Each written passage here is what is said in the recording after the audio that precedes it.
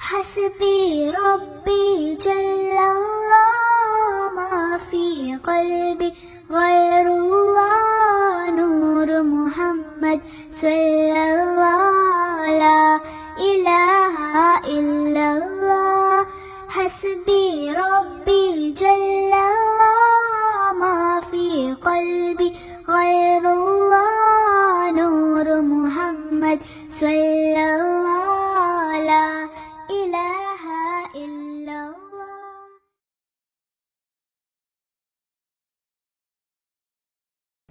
Terus setelah itu rumusnya apa? Untuk ibadah wujudkan tasawuf, untuk menggarap batinnya. Ini juga ada di Sirul Asror. Tasawuf itu apa? Tasawuf itu kan dari 4 huruf. Ta, sod, wawu, sama fa. Taknya itu taubat, perbaikan diri di level apapun, awalnya harus taubat. Taubat itu menyesali kesalahan yang lama, kemudian membangun diri dengan perbuatan-perbuatan yang baik. Itu taubat, harus taubat dulu. Kalau merasa benar terus, orang yang selalu merasa benar itu biasanya berat kalau disuruh taubat. Dia merasa sudah full, wis apik, wis bener, ndak mungkin salah aku. Berarti wong sudah merasa paling benar, ya ndak mungkin taubat sudah. Maka katanya Syekh Abdul Qadir Jailani, levelnya pertama, mau melakukan apapun yang baik, syaratnya harus taubat. Bersihkan diri dulu. Karena ibaratnya kayak air. Kalau campur sama kotor, hasilnya mesti kotor. Entah airnya dulu apa kotorannya dulu. Seperti apapun situasinya, maka harus bersih. Air kotor diisi apapun, ya statusnya tetap kotor. Dia harus dibersihkan dulu. Maka taubat yang pertama-tama. Setelah itu sofa. Sofa itu kesucian, ketentraman, kebahagiaan. Syaratnya untuk sofa, syaratnya untuk suci adalah, untuk tenang adalah, untuk tentram adalah bebas dari keterikatan dunia. Yang bikin kamu hari ini cemas, sumpek, galau, ndak konsentrasi, ndak bisa jatuh cinta sama Allah, hidupmu ndak jelas ke utara ke selatan, pasti urusan dunia.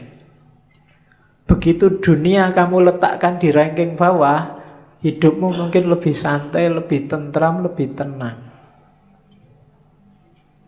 Cuma kenapa kok kamu gampang galau, gampang cemas hari ini? Kemungkinan besar dunia levelnya atas dalam hidupmu. Jadi yang kedua sofa.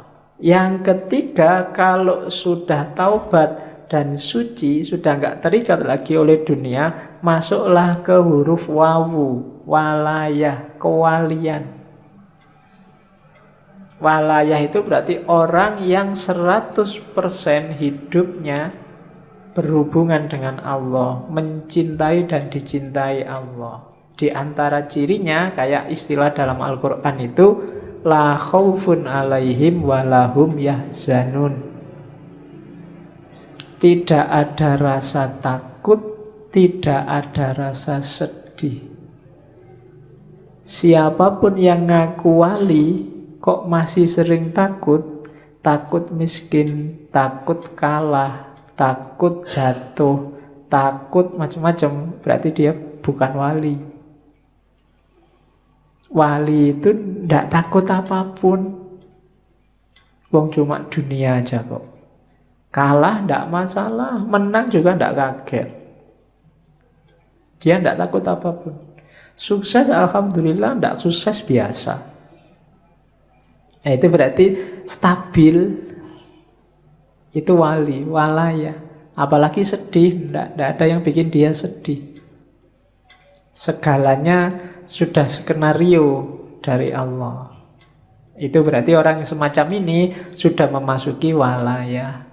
Kalau sudah tobat, sofa, walayah, terakhir dia masuk ke fana. Fana itu, kalau tadi kan dunia nggak dianggap penting. Ketika masuk fana, bahkan dirinya sendiri juga nggak penting. Yang penting hanya Allah. Kalau ngomong itu representasi dari keinginan Allah. Kalau melakukan sesuatu itu bukan keinginannya, bukan keinginanku, tapi keinginan Allah. Meninggalkan sesuatu bukan mauku, tapi maunya Allah. Itu berarti orang sudah fana. Egonya sudah dibakar habis. Hanya Allah yang jadi fokusnya. Jadi siapapun yang cita-citanya jadi sufi, paling tidak ikuti huruf-huruf tasawuf. Ta, sod, wawu, dan fa. Taubat, sofa, suci, kemudian walayah, wilayah, masuklah dalam perlindungan Allah, wilayah, dan fana. Nah itu ibadah harus membawa ke sini. Ibadah itu diawali dari taubat, dalam pelaksanaannya harus tenang, tentram, sofa, suci, tanpa motif apapun, lillahi ta'ala, nggak ada dunia yang ikut. Kemudian yang ketiga, wilayah, pasrah 100% pada Allah, baru mencapai fana. Itu batinnya ibadah harus ada ini. Jadi setelah tadi menuju cinta ilahi, selanjutnya mewujudkan tasawuf. Kemudian ibadah juga penting untuk menemukan cahaya. Tadi saya bilang di awal-awal banyak dibahas tentang cahaya Nur Muhammad, hakikat Muhammadiyah.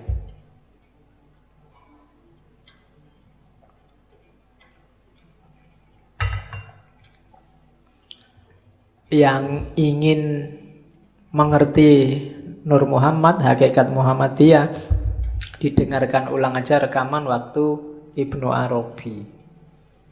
Di semua sesinya, di ngaji sebelumnya banyak sudah ngomong itu.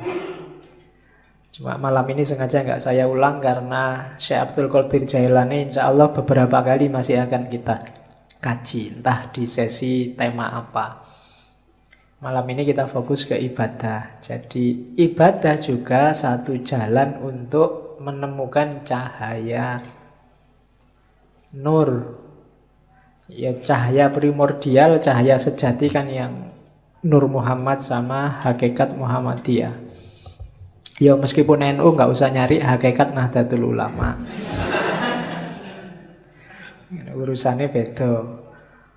Jadi katanya Syekh Abdul Qadir Jailani, ibadahmu itu membawa manfaat maksimum. Ibadahmu akan sejati apabila bisa memantulkan cahaya ilahi. Untuk bisa ke sana, hatinya, jiwanya harus bersih. Sholatmu itu akan banyak manfaatnya kalau hatimu jernih, memantulkan mau dan maksudnya sholat yang sejati. Kenapa selama ini ibadah kita rasanya kok formalitas, tidak ngefek sama sekali dengan kehidupan kita, karena kita ada dalam kegelapan. Orang yang gelap itu kan tidak kelihatan apa-apa. Sejatinya yang dia lakukan dia tidak paham, hakikat yang dia pahami, yang dia jalani juga dia tidak ngerti. Kenapa begitu? Karena hatinya gelap. Akalnya mungkin masih jalan, masih cerdas, bisa ngeritik sana, ngeritik sini, bisa ngomongnya kelas tinggi, tapi hidupnya sehari-hari tidak mencerminkan yang diomongkan. Tidak mencerminkan yang diceramahkan kemana-mana. Kenapa begitu?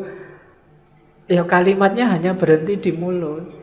Hidupnya sendiri bukan cerminan itu. Kenapa kok hidupnya tidak jadi cerminan? Karena hatinya gelap. Menangkapnya pakai akal dia canggih, tapi menangkap pakai hati tidak bisa. Kenapa? Hatinya gelap. Nah, maka di antara syaratnya ibadah, biar maksimum manfaatnya, singkaplah kegelapan hati. Bersihkan hatimu. Kalau katanya Ghazali, kotorannya hati itu kayak satu titik kotor di kaca. Kalau masih awal-awal, segera kamu bersihkan, mudah.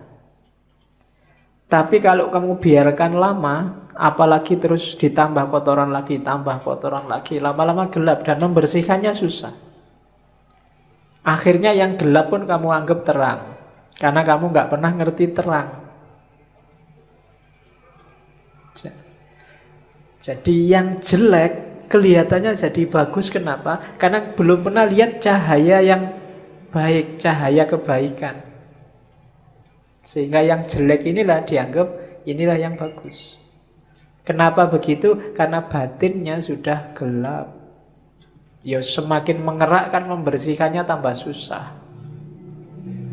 Apalagi sama orang pinter. Orang pinter itu barang salah dia bisa muter-muter jadi benar. Sudah jelas-jelas ada buktinya, kadang-kadang ada CCTV-nya, masih bisa bikin alasan biar benar. Itu jagonya akal. Menunjukkan canggihnya akal, tapi sekaligus menunjukkan gelapnya hati. Hati itu tidak bisa dibohongi. Hati itu kalau salah dia akan bilang salah, kecuali dia sedang gelap. Kalau dia sedang gelap, ya dia tidak bisa melihat mana yang sejati. Nah, hati yang gelap itu terhijab oleh amal-amal buruk. Membersihkannya gimana? Ya agak susah memang, tapi katanya Syekh Abdul Qadir Jailani, ayo diupayakan. Yang pertama apa? Cari pengetahuan. Ilmunya harus banyak dulu. Ilmu apa? Ya yang berhubungan dengan pembersihan batin tadi. Cari ilmunya dulu, jangan ngawur. Nanti membersihkan hati pakai paranormal, membersihkan hati pakai apa? Enggak. Pengetahuan dulu, cari ilmunya dulu. Kalau sudah dapat ilmu, diamalkan ilmunya dengan usaha, dengan keberanian. Tidak ada gunanya ilmunya numpuk, ngaji sampai sesi 140 sekian, tapi tidak ada satupun yang diamalkan. Hidupmu tidak naik-naik kualitasnya. Ada pengetahuan, amalkan.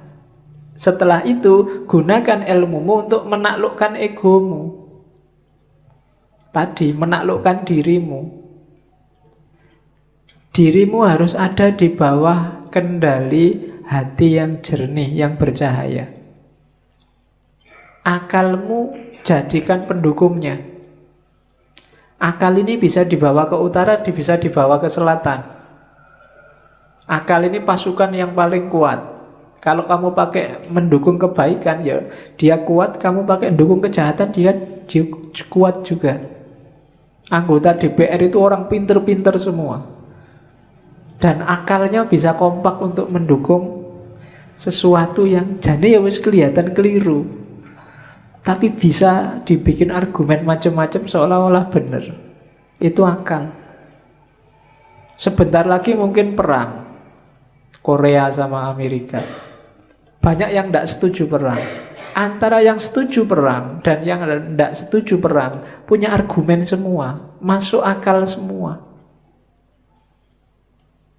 Itu akal. Kemarin waktu pilkada Jakarta, yang pro Ahok pakai akalnya juga, yang anti Ahok pakai akalnya juga. Itu akal. Maka akal itu tergantung dia dibawa kemana. Yang bisa menemukan yang sejati itu hati, kolbu. Cuma kolbu yang bisa menangkap cahaya. Karena dia tidak mencari keluar, tapi memantulkan yang di dalam. Hanya saja syaratnya dia harus dalam kondisi jernih.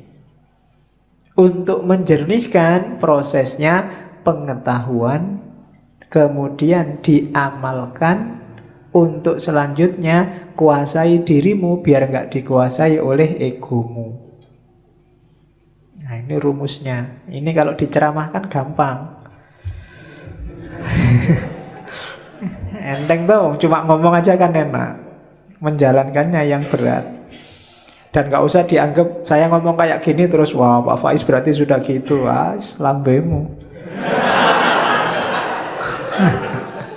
Ya, yo kalau ngomong gini ini rumusnya kan tetap usikum wa nafsi. Yo ngandani diriku sendiri juga. Oke, yo kalau saya sudah bisa gini aku tadi wali, nggak mau ngaji di sini. Oke, terus kalau sudah jadi wali tema ngajinya nggak mungkin lagi ketemu Karl Marx, nggak mungkin lagi ketemu Nietzsche. Terus, nah godaannya sekarang. Ini yang paling menarik, godaan. Oke ya. Yang pertama, orang yang berilmu, bukan ilmu agama ya, ilmu lahir, itu biasanya godaannya adalah alam materi, dunia. Orang yang ilmunya level syariat itu godaannya keduniaan biasanya. Istrinya nambah, atau kekayaannya double, atau ngaji pakai tarif, atau macam-macam. Ini godaannya orang berilmu yang ilmunya masih syariah. Syariah ilmu ya, bukan syariah fakultas. Jadi syariat ilmu lahiriah tadi itu biasanya digoda oleh materi. Kalau orang levelnya di atasnya dikit, menyebutnya ahlul hikmah, orang pinter, godaannya adalah alam malakut. Alam malakut ini alam rohani. Nikmatnya ilmu, nikmatnya yang gitu-gitu biasanya sering menjebak yang ruhaninya. Kalau orang setengah jalan sufi itu kan juga masuk orang bijaksana. Itu biasanya godaannya karomahnya. Bisa apa dikit sudah bangga, sudah sombong. Baru ngerti dikit, baru ngaji 1-2 kali ngerti apa-apa merasa wis pointer. Nah itu godaannya orang bijak. Jadi biasanya tergoda oleh alam malakut, dunia abstrak, dunia metafisik. Kalau ada orang lain, itu orang levelnya masih materi, ilmunya masih ilmu duniawi. Ilmuku loh ilmu akhirat, ilmuku ilmu metafisik, filsafat kelas tinggi dan seterusnya. Itu godaannya orang pinter. Godaannya ahli hakikat itu sifat-sifat ilahiyah. Membanggakan dirinya sendiri. Aku kok bisa kayak gini ya. Berarti ini rasanya ekstase itu. Orang lain belum ngalami, aku sudah ngalami. Itu godaannya sudah. Terjatuh dalam kesombongan, kebanggaan diri sama. Jatuhnya juga pada egonya. Jadi yang satu digoda oleh materi, yang satu digoda oleh metafisik, alam malakut, dan yang satu digoda oleh sifat-sifat ketuhanan. Sifat ilahi. Jadi orang baik terus kagum. Kok bisa ya aku sedermawan ini? Itu penyakit sudah. Nggak nyangka loh aku bisa sholat malam rutin sekarang. Wah, kok bisa ya aku ikhlas gini, semua hartaku tak kasih, ada temenku tak kasih. Loh, itu penyakit. Itu godaannya para salik.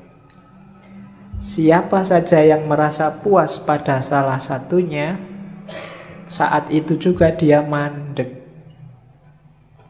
Mandek itu apa? Ya berhenti di situ dia. Yang syariah, orang berilmu berhenti di materi. Para pejalan kaki, para filosof ahli hikmah berhenti di alam malakut. Dan ahli hakikat yang sudah puncak berhenti di alam sifat-sifatnya ilahi. Semuanya belum nyampe. Berhenti di sana. Tidak bisa meneruskan langkah. Maka hati-hati dengan jebakan-jebakan ini. Kalau kita sedang di tengah jalan sekarang, hati-hati. Saya tidak tahu kita ada di level mana. Jangan-jangan level yang paling bawah juga belum. Godaannya lebih dahsyat lagi. Berilmu aja belum, itu sudah godaan macam-macam. Semuanya hampir jadi godaannya. Ya kan? Jadi hati-hati para pejalan, itu godaanmu. Kalau kamu tergoda, berarti kamu mandek. Tidak mendekat lagi sama Allah. Berhenti di situ. Baru melakukan suluk sebentar terus merasa, wah, Allah itu selalu nolong aku. Ada apa-apa dikit, selamat aku. Ada polisi mau razia itu loh, selamat, tak bacain sholawat aja polisinya nggak lihat aku. Ya kan? Sering kan kayak gitu kamu. Itu godaan, itu jebakan. Biasanya orang yang sudah merasa, wah Allah itu berarti masih sayang padaku, jadi aku selamat terus, berarti dia mandek. Bandingkan dengan orang belum. Saya ragu-ragu ini, Allah sayang bener apa enggak ya padaku. Jangan-jangan aku selamat dari polisi ini ujian. Wong aku itu jelas-jelas salah loh. Kok sama Allah dibiarin gak ada hukuman, gak dicegat polisi. Nah, itu orang yang waspada. Ya biarkan toh ketangkep polisi paling bayar. Bayar itu kan punya uang. Kalau gak punya uang kan ya sudah. Paling sidang. Sidang kan juga ada hukuman. Hukuman kan ya tergantung. Wong orang bayar itu kan kalau punya uang. Kalau tidak punya uang kan ya sudah, nggak bisa bayar. Oke, paling utang. Nanti di penjara Pak. Makan gratis lumayan. Oke, itu godaannya para pejalan. Terus, nah, jadi ini godaan yang besar biasanya. Banyak orang terjebak juga di sini. Berlindung di balik takdir. Sudah takdirnya Pak. Mbok sampean itu sekali-sekalilah sholat duha, sholat tahajud, nunggu hidayah Pak. Kalau Allah belum ngasih hidayah ya belum. Itu ma fi qalbi ghairullah nur Muhammad sallallahu la ilaha illallah hasbi rabbi jalla ma fi qalbi ghairullah nur Muhammad sallallahu la